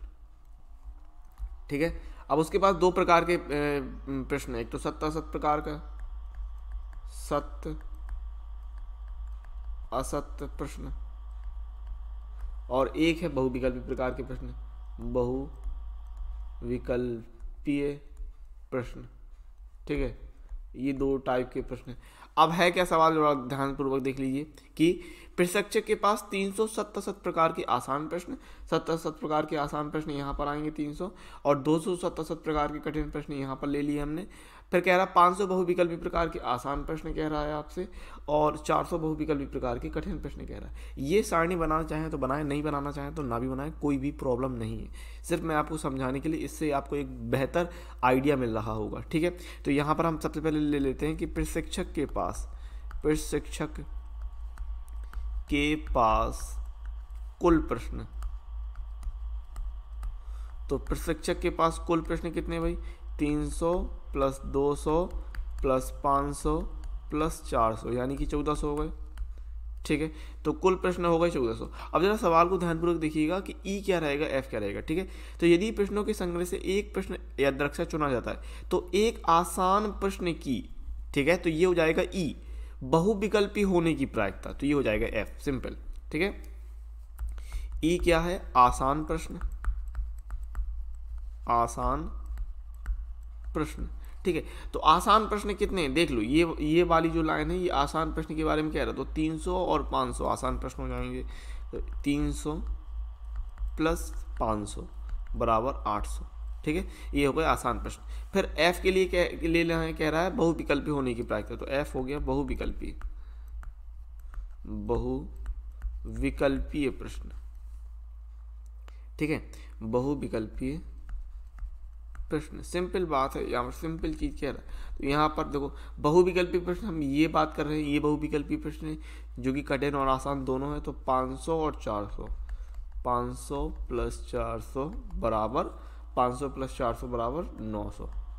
अब जरा आपने गौर किया होगा कि इसमें कॉमन क्या है, ई इंटरसेक्शन एफ लेते हैं कि नहीं, तो ई इंटरसेक्शन एफ, गौर कर पाए कि नहीं कर पाए, कॉमन क्या हो रहा है, देखो आसान प्रश्न की बात कर रहा था और बहुविकल्पी प्रश्न की बात कर रहा था, तो दोनों के बीच का जो एरिया आ रहा है वो कौन सा हो रहा है, 500 वाला हो रहा है। दोनों के बीच में कौन सा एरिया निकल रहा है, 500 वाला, तो सिंपल यहाँ पर हम 500 ले लेंगे। ठीक है, तो इंटरसेक्शन कितना हो रहा है भाई, 500। ठीक है, अब प्रायिकता की बात करें तो probability of E intersection F बराबर 500/1400। ठीक है, तो यहाँ पर हम ले सकते हैं 5/14, और f की प्रायिकता देखने वाले हैं, प्रोबेबिलिटी ऑफ f, तो f कितना है 900 कितने में से, 1400 में से, तो 9/14 यहाँ ले लेंगे। अब यहाँ पर हम आंसर निकाल लेंगे सिंपली कि E/F। ठीक है, तो probability of E intersection F upon PF। ठीक है, सो ये हो गया 5/14/9/14, यहाँ पर आप ले सकते हैं 5/14 गुणे 14/9, तो आंसर कितना दिखा दिया हमने, प्रोबेबिलिटी ऑफ E/F बराबर 5/9 आंसर हो जाएगा। देखो सवाल में कुछ नहीं है, सवाल ऐसा कठिन नहीं है, बस समझने वाली बात है, और आपने लगाया है तो आपसे बन जाएगा अच्छी तरीके से। तो मेहनत कीजिए और कोई भी कमी नहीं रखिए प्रैक्टिस में। आगे बात करते हैं, ठीक है। और आपसे कह रहा है कि क्वेश्चन नंबर 14 में यह दिया गया है कि दो पासों को फेंकने पर प्राप्त संख्याएं भिन्न भिन्न हैं, दोनों संख्याओं का योग 4 होने की प्रायिकता ज्ञात कीजिए, ठीक है। तो सिंपली दो पासों को फेंकते हैं, तो यहाँ पर आपने ले लिया एस, दो पासों को फेंकते हैं, ठीक है। अब दो पासों को फेंक रहे हैं तो एस बराबर हम क्या ले रहे हैं, कुल परिणाम, कुल परिणाम, कुल परिणाम 6 गुणे 6 बराबर 36, ठीक है। फिर है दो पासों को फेंकने पर प्राप्त परिणाम भिन्न भिन्न है, ये आपको ज्ञात है। प्राप्त परिणाम भिन्न भिन्न है, ये आपको ज्ञात है, तो हम प्राप्त परिणाम भिन्न भिन्न एफ ले लेंगे। फिर दोनों संख्याओं का योग 4 होने की प्रायिकता ज्ञात करना है, तो ई हो गया दोनों संख्याओं का योग 4, दोनों संख्याओं का योग 4। तो ई कितना बनेगा, अगर योग 4 हो रहा है तो हम कैसी लेंगे संख्या, 1 3 देन 2 2 एंड 3 1, ठीक है ना। और एफ है दोनों पासों पर भिन्न संख्याएं, दोनों पासों पर भिन्न संख्या। तो इसको निकालना बहुत ही आसान है अगर आप इसका उल्टा देखें, क्योंकि आपको तो इस ई बाई एफ निकालने के लिए ई इंटरसेक्शन एफ चाहिए और एफ की प्रायिकता चाहिए, है ना। तो अगर इसको अगर आप उल्टा सोचें, मतलब दोनों संख्याएं पर भिन्न संख्याएं एफ कह रहा है, हम सोच लेते हैं कि दोनों संख्याएं पर समान संख्या, दोनों पासों पर समान संख्याएं, दोनों पासों पर समान संख्या, तो दोनों पासों पर समान संख्याएं कितनी होती है, 1 1 2 2 3 3 4 4 5 5 6 6। तो ये संख्याएं नहीं आएंगी, बाकी सारी संख्याएं होंगी। तो ये संख्याएं कितनी है, 6 है। ये संख्याएं कितनी है, 6, और टोटल संख्या कितनी होती है, 36। तो 36 में 6 गया, तो यानी संख्याएं कितनी रहेंगी हमारे पास, f के लिए 30 संख्याएं रहेंगी। 30 संख्याओं में ये संख्याएं नहीं रहेंगी, ठीक है ना। 30 संख्याओं में ये संख्याएं नहीं रहेंगी। अब या तो आप 30 संख्याएं लिखते रहो या फिर आप सिर्फ 30 लिख लो, और इनके बीच का कॉमन क्या होगा, इनके बीच का कॉमन 1 3 और 3 1 होगा, क्योंकि समान संख्या तो f में है ही नहीं ना। समान 2 2 कहाँ है, 2 2 नहीं है, तो 2 2 नहीं है तो कॉमन कितना होगा, कॉमन होगा 1 3 और 3 1, ठीक है। इंटरसेक्शन भी निकल आया सिंपली। तो अगर आप ऐसे करना चाहो तो ऐसे भी बहुत आसानी से आप बता सकते हो। f के लिए आप कह देना, इस तरीके से लिखना चाहो तो इस तरीके से आप लिख सकते हैं कि जो एन एफ होगा वो 30 हो जाएगा, और इंटरसेक्शन के लिए 1 3 और 3 1 रहेगा। या फिर अगर आप पूरा लिखना चाहो तो फिर पूरा लिख दो, तो भी कोई प्रॉब्लम नहीं है। तो मैंने आपको एक आइडिया दे दिया कि किस तरीके से चीज़ें हो सकती हैं, ठीक है। अगर मैं आपको कहूँ तो आप इस तरीके से लिखिए कि समान संख्याएं, इस तरीके से समान संख्याएं, ठीक है। तो फिर समान संख्याएं हम क्या लेंगे, समान संख्याएं होंगी 1 1 2 2 3 3 4 4 5 5 एंड 6 6, ये समान संख्याएं होंगी। तो भिन्न संख्याएं कितनी हो जाएंगी, फिर भिन्न संख्याएं हो जाएंगी 36 - 6 बराबर 30। यानी f में जो कुल अंक हैं, यानी कुछ कुल एलिमेंट हैं, वो आपके 30 है। कुल एलिमेंट कितने हैं, 30 है। अब इनके बीच में अगर इंटरसेक्शन देखते हैं आप, इंटरसेक्शन, तो इंटरसेक्शन होता सिंपली, देखो 2 और 2 को छोड़ के बाकी सब आ जाएगा, 2 2 को छोड़ के, तो 1 3 और 3 1 ये आएगा, ठीक है। तो अब आप इसकी प्रायिकता निकाल पाएंगे कि नहीं निकाल पाएंगे, बिल्कुल, कि इंटरसेक्शन f, इसकी प्रायिकता हो जाएगी 2/36 और f की प्रायिकता हो जाएगी 30/36, ठीक है। तो आंसर आएगा 2/30 यानी 1/15। ऐसे करना चाहो तो ऐसे आ गया, सिंपल, ये हो गया आंसर, ठीक है। या फिर अब अगर आपको 30 के 30 एलिमेंट लिखने हैं तो आप 30 के 30 एलिमेंट लिख लीजिएगा, ठीक है। अगर आप 30 एलिमेंट लिखने में टाइम लगेगा, ठीक है, तो इस तरीके से कर लीजिएगा, इस तरीके से सही रहेगा, ठीक है। तो कैसे मैंने आपसे को बताया कि दोनों पासों पर भिन्न संख्या f कह रहा, तो यहाँ पर आपने ले लिया समान संख्याएं।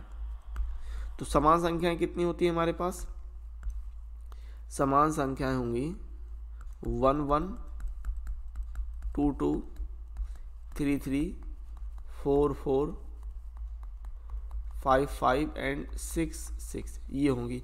ठीक है, तो यहाँ पर समान संख्या होंगी, तो एन एफ भिन्न संख्याएं, भिन्न संख्या, तो भिन्न संख्याएं कितनी होंगी, 36 माइनस 6 बराबर 30 होंगी भिन्न संख्याएं। ठीक है, तो ये हो गया। इसके बाद अगर हम बात करते हैं ई इंटरसेक्शन एफ, तो ई इंटरसेक्शन एफ में क्या रहने वाला कि जो दो दो समान संख्याओं को छोड़ के बाकी सब, यानी कि दो दो को छोड़ के 1 3 और 3 1 ये हो जाएगा, है ना। अब इसकी अगर प्रोबेबिलिटी की बात करते हैं तो probability of E intersection F हो जाएगा 2/36, और प्रोबेबिलिटी ऑफ एफ की अगर हम बात करते हैं तो ये हो जाएगा 30/36। तो यहाँ से हम निकाल सकते हैं probability of E by F, तो probability of E intersection F upon probability of F करके हो जाएगा, तो 2/36/30/36, यानी कि हम ले रहे हैं 2/36 गुणे 36/30। तो यहाँ से हमने निकाल दिया प्रोबेबिलिटी ऑफ, ये हो जाएगा 2/30, यानी probability of E by F हो जाएगा 1/15। ठीक है, तो इस तरीके से अगर आप करेंगे तो थोड़ा जल्दी हो जाएगा, ये सवाल अगर इस तरीके से करेंगे तो जल्दी हो जाएगा। लेकिन अगर आप फिर एफ के लिए निकालते रहेंगे तो फिर एफ के लिए निकाल लीजिए कि दोनों संख्याएं भिन्न हैं, दोनों संख्याएं भिन्न हैं। अब दोनों संख्याएं भिन्न हैं तो फिर इसके लिए अगर आप बनाते तो फिर आप 30 एलिमेंट लिखते। ठीक है, तो कैसे लिखते कि 1 2 है ना, 1 2 फिर 1 3 1 4 1 5 1 6 ये, फिर 2 1 2 3 2 4 2 5 एंड 2 6, फिर 3 के लिए 3 1 3 2 3 4 3 5 3 6, फिर 4 के लिए 4 1 4 2 4 3 4 4 एंड 4 4 नहीं 4 5। ठीक है, 4 5 एंड 4 6, फिर 5 के लिए 5 1 5 2 5 3 5 4 एंड 5 6 ये, फिर 6 के लिए 6 1 6 2 6 3 6 4 एंड 6 5। ये 30 एलिमेंट होते जो एफ में बनते। फिर आप कॉमन देखते तो कॉमन कितना 1 3 और 1 3 और 3 1 ये कॉमन होता, तो फिर आप ऐसे करते तो इसमें थोड़ा सा टाइम लग सकता था। मेरे हिसाब से ये तरीका जो ऊपर आपने इस तरीके से कर लिया ये बिल्कुल आसान है, इसमें आपको ज़्यादा एलिमेंट लिखने की ज़रूरत नहीं पड़ी। बाकी का आप देख सकते हैं, आपको जो उचित लगे जैसे भी आपको समझना है आप समझ सकते हैं, हर तरीके से चीज़ें क्लियर होनी चाहिए। क्वेश्चन नंबर 15 की बात करते हैं। आपसे कह रहा है कि एक पासे को फेंकने के परीक्षण पर विचार कीजिए। यदि पासे पर प्रकट संख्या 3 का गुणज है तो पासे को पुनः फेंकें, और यदि कोई अन्य संख्या प्रकट हो तो एक सिक्के को उछालें। घटना न्यूनतम एक पासे पर प्रकट संख्या 3 का प्रकट होना दिया गया है, एक पासे पर संख्या 3 प्रकट होना दिया गया है, तो घटना सिक्के पर पट प्रकट होने की साप्रतिबंध प्रायिकता ज्ञात कीजिए। ठीक है, तो देखो सवाल आपका उदाहरण नंबर 7 की तरह, आपको याद होगा उदाहरण नंबर 7 में भी हमने इसी तरीके का एक सिक्का और एक पासा उछाला था। ठीक है, वहाँ पर पहले हम सिक्का उछाल रहे थे फिर पासा उछाल रहे थे। ठीक है, लेकिन यहाँ पर हम पहले पासा उछाल रहे हैं, फिर उसमें एक कंडीशन लगा के सिक्के को भी उछाला गया। तो पासे को फेंकने के परीक्षण पर विचार कीजिए। पासा फेंकते हैं, ठीक है, अब पासे को फेंकते हैं तो आपको पता है 1 2 3 4 5 6 होगा। ठीक है ना, 1 2 3 4 5 6 ये पासे को हमने फेंक दिया। ठीक है, फिर कह रहा है विचार कीजिए पासे पर प्रकट संख्या 3 का गुणज है तो पासे को पुनः फेंकें। मतलब अगर जहाँ 3 है, यहाँ 3 का गुणज 3 और 6, यहाँ पर पासे को हमने फिर से फेंका, यानी कि 1 2 3 4 5 6 और यहाँ पर 1 2 3 4 5 6 ये हो रहा है। और कोई अन्य संख्या प्रकट हो तो सिक्के को उछालें। अगर अन्य संख्या आ जाती है, यानी 1 के लिए सिक्का उछाला गया हेड और टेल, 2 के लिए सिक्का उछाला गया हेड और टेल, 4 के लिए सिक्का उछाला गया हेड और टेल, और 5 के लिए भी हेड और टेल। ये सवाल कह रहा है। अभी आपको समझ में आया? तो यहाँ से हम सैंपल स्पेस बना लेंगे। इस बात को ध्यान रखिएगा कि सबके लिए अलग अलग प्रायिकता रखेंगे, ठीक है ना, क्योंकि सिक्के के लिए 1/2 रहेगी और हेड टेल में, और पासे के लिए 1/6 हर एक अंक की। तो यहाँ से हम सैंपल स्पेस बनाते हैं S बराबर, तो S बराबर कितना रहेगा, देखो 3 और 6 आने पर एक अन्य पासा फेंका गया, यानी कि 3 1 3 2, ठीक है, 3 3 3 4 3 5, ठीक है, एंड 3 6 अन्य पासा फेंका जा रहा है। और 6 के लिए भी इसी प्रकार 6 1 6 2 6 3 6 4 6 5 एंड 6 6। ये बात आपको क्लियर रही होगी कि 3 का गुणज पर एक अन्य पासा फेंका गया, फिर से पासा फेंक गया। तो 3 और 6 के लिए हम 3 1 3 2 3 3 3 4 3 5 3 6 और 6 1 6 2 6 3 6 4 6 5 6 6 ले लेंगे। अन्य अंक आने पर सिक्के को उछालते हैं, यानी कि 1 2 4 5 पर सिक्का है तो 1H 1T, ठीक है, फिर 2H एंड 2T, फिर 4H 4T and 5H 5H and 5T, ठीक है ना। ये एलिमेंट निकल के आएंगे। अब ये नहीं कह देना कि यहाँ पर आपके 6 6 12 और 8 20 इस तरीके से मिला के कुल एलिमेंट नहीं, हेड और सिक्का और पासा दोनों हैं तो हर एक के लिए अलग अलग प्रायिकता रहेगी। जैसे कि 3 1 की प्रायिकता कितनी होगी, 1/6 1/6 1/36 होगी प्रायिकता, और 1H की प्रायिकता 1/2 1/6 1/12 होगी प्रायिकता, ठीक है, ध्यान रखिएगा इस बात को। अब आगे बात करें तो यदि कोई अन्य घटना प्रकट हो तो एक सिक्के को उछालें। फिर कह रहा है न्यूनतम एक पासे पर संख्या 3 प्रकट होना दिया गया, ये F हो गया, तो सिक्के पर प्रकट होने की सापेक्षवंत प्रायिकता, तो E लेंगे हम, सिक्के पर पट आना, सिक्के पर पट आना। तो सिक्के पर पट आने का मतलब क्या हो गया, T। अब T कहाँ कहाँ आ रहा है ये देख पा रहे हैं, 1T 2T 4T and 5T, ये आ रहा है T के लिए, ठीक है। सो 1T 2T 4T and 5T, ये तो हो रहा सिक्के पर पट आने की बात। फिर आगे सवाल में आपसे कह रहा था कि दिया क्या है, न्यूनतम एक पासे पर संख्या 3 प्रकट होना, ये दिया है, ठीक है। तो F है सिक्के पर न्यूनतम पासे पर 3 आना, ठीक है, पासे पर न्यूनतम 1 3 आना, 1 3 आना, यानी ज़्यादा से ज़्यादा 2 भी 3 आ सकते हैं, है ना, ये भी हो सकता है। तो F कितना होगा, 1 3 आने के लिए 3 1, ठीक है, देन 3 2, देन 3 3, देन 3 4 3 5 3 6 ये ले सकते हैं, और 1 3 आने के लिए हम 6 3 भी ले सकते हैं, ठीक है, इतना रहेगा। अब इन दोनों के बीच में कॉमन देखो, क्या कॉमन है, कुछ भी कॉमन नहीं है भैया। E इंटरसेक्शन F जो हो रहा है वो 5 हो रहा है, तो E इंटरसेक्शन F की अगर हम प्रायिकता की बात करते तो प्रायिकता कितनी हो जाएगी, सिंपली 0 हो जाएगी, ठीक है ना।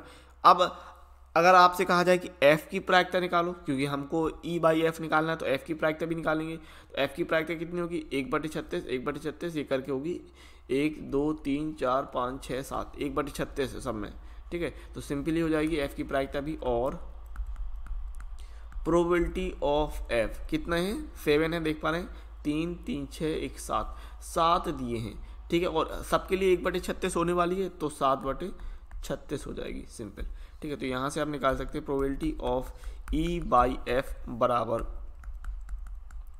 Probability of E intersection F upon probability of F बराबर 0/7/36। तो यहाँ से हम कह रहे हैं प्रोबेबिलिटी ऑफ E/F बराबर 0, तो ये आंसर हो जाएगा, ठीक है। तो आगे देखते हैं, यहाँ पर अभी क्वेश्चन नंबर 16 और 17 के लिए आपको बहुविकल्पीय सवाल दे दिए गए हैं, ठीक है। क्वेश्चन 16 कह रहा है कि यदि PA बराबर 1/2 PB बराबर 0 तब PA/B है। तो हमारे पास 4 ऑप्शन है, ठीक है, तो सिंपली हम निकाल पाएंगे कि PA/B कितना होगा, PA intersection B upon PB, ठीक है। तो PA/B और PB की वैल्यू हमको 0 दे रखी है, तो ये कहलाएगा इन्फिनिटी, यानी कि परिभाषित नहीं है, परिभाषित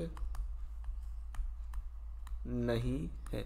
तो इस हिसाब से ऑप्शन नंबर सी सही हो रहा है और यहाँ पर हम लिख देंगे कि अतः विकल्प सी सही है।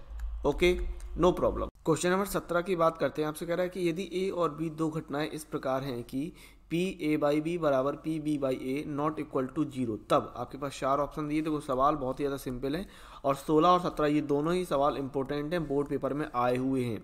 ठीक है, एक एक नंबर में बहुविकल्पी सवाल 16 और 17 दोनों ही पूछे गए हैं, तो ध्यान रखिएगा, इंपॉर्टेंट सवाल है।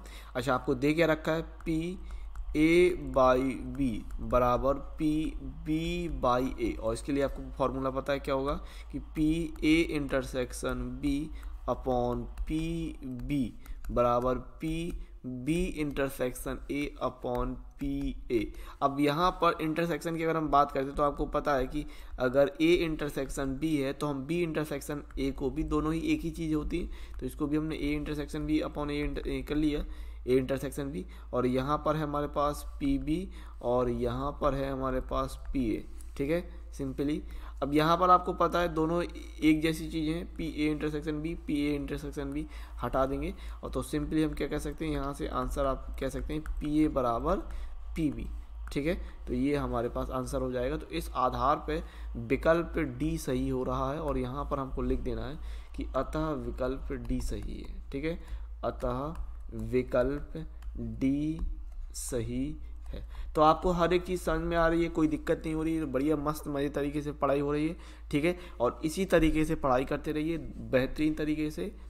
और हमेशा की तरह आपके लिए एक मोटिवेशनल पोयम, एक प्रेरणादायक कविता विकास बंसल जी द्वारा लिखित है। ये बहुत ही बेहतरीन कविता है, अच्छे से ध्यान से सुनिएगा। एक एक चीज़ आपके लिए मोटिवेट, एक ऊर्जावान महसूस करेंगे इस कविता के बाद आप। मुट्ठी में कुछ सपने लेकर भरकर जेबों में आशाएं, दिल में है अरमान यही कुछ कर जाएं, कुछ कर जाएं। सूरज सा तेज नहीं मुझ में दीपक सा जलता देखोगे, सूरज सा तेज नहीं मुझ में दीपक सा जलता देखोगे। अपनी हद रोशन करने से तुम मुझको कब तक रोकोगे, तुम मुझको कब तक रोकोगे। मैं उस माटी का वृक्ष नहीं जिसको नदियों ने सींचा है, बंजर माटी में पलकर मैंने मृत्यु से जीवन खींचा है। मैं पत्थर पर लिखी इबारत हूँ, शीशे से कब तक तोड़ोगे।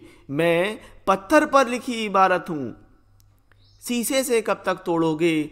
मिटने वाला मैं नाम नहीं, तुम मुझको कब तक रोकोगे, तुम मुझको कब तक रोकोगे। इस जग में जितने जुल्म नहीं उतने सहने की ताकत है, तानों के भी शोर में रहकर सच कहने की आदत है। मैं सागर से भी गहरा हूँ तुम कितने कंकड़ फेंकोगे, मैं सागर से भी गहरा हूँ तुम कितने कंकड़ फेंकोगे। चुन चुन कर आगे बढ़ूंगा मैं, तुम मुझको कब तक रोकोगे, तुम मुझको कब तक रोकोगे।